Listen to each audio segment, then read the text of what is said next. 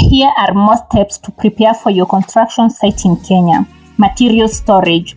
Plan designated areas for storing construction materials and equipment.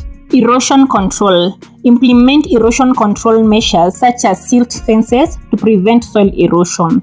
Environmental compliance. Adhere to environmental regulations and incorporate eco-friendly practices. Site office setup. Establish a temporary site office with necessary facilities for project management.